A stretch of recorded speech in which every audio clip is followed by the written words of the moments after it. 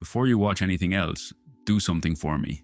Don't type it into anything. Don't ask anyone. Just answer it in your head. When was the last time you actually thought something through before you went looking for the answer? Take your time. Most people, when I ask this, go quiet for a second longer than they'd like to admit. Think about an ordinary day, not anyone else's. Yours. A message lands that needs a real reply, the kind you'd once have sat with for a minute, working out what you actually wanted to say. Now you paste it somewhere else and wait for the reply to come back to you, fully formed, like it was never really your conversation to have. A decision shows up, which job to take, whether to sign the lease, what to finally say to someone you've been avoiding. The old version of you would have sat in that uncertainty for a while, weighing it out. Now the discomfort lasts about as long as it takes to open an app, or an idea turns up, strange, half-built, maybe nothing, maybe the best thing you've had all year. It used to get fought over on a page, scratched out and rewritten until it either fell apart or became real.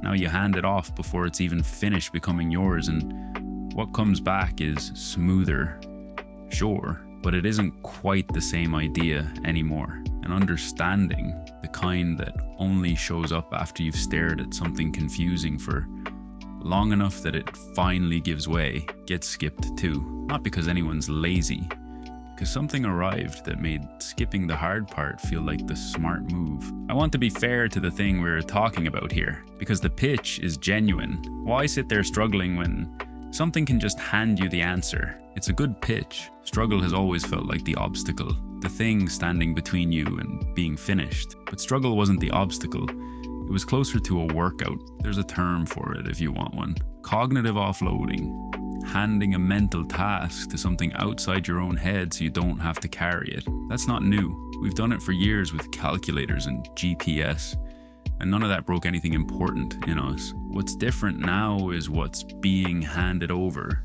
A calculator only ever took arithmetic off your plate. This is going after the deciding, the weighing, the working out. Think about a blank page.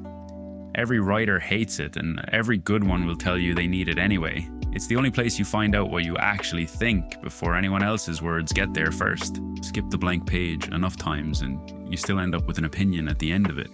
It's just not always clear anymore whether it's yours. Same story with a rough first draft. It used to be allowed to be bad. That was the point of it. The bad version is what taught you, slowly, what a good one looks like. When the bad draft never happens, you save time. You also quietly stop building the thing that tells you on your own whether something's actually good. What makes this hard to notice while it's happening is this. It doesn't feel like loss. It feels like the opposite. Everything you produce gets cleaner, faster, more polished, so your confidence goes up right on schedule. The strange part is that the thing confidence is supposed to track, your own judgment, can be quietly moving the other way the entire time. And you'd have no way of knowing, because the work in front of you always looks fine. You don't find out until you're somewhere with no app open and no one to hand the problem to, and you reach for the part of you that used to handle this, and it's just not as strong as you assumed. People keep asking whether AI is going to replace them. I think that's the wrong worry. Not because it's impossible, but because it's the question that lets you off the hook. The harder version is whether you're replacing yourself a little at a time, on purpose, in the sense that you keep choosing it. Nobody's forcing this on you. There's no algorithm holding your judgment hostage. You're setting it down voluntarily, because the alternative in the moment is mildly uncomfortable, and this isn't. That's the actual danger underneath all of this. Not a machine getting smarter than you slowly putting down the parts of yourself that were difficult to use because something offered to carry them for free. Nobody loses their mind in one dramatic afternoon. It's closer to losing a language you stop speaking, gradual enough that you never clock the exact day it left, and you only notice much later when you go looking for something you used to be able to do and it isn't there in the same way. The hard parts of thinking were never a flaw in the system.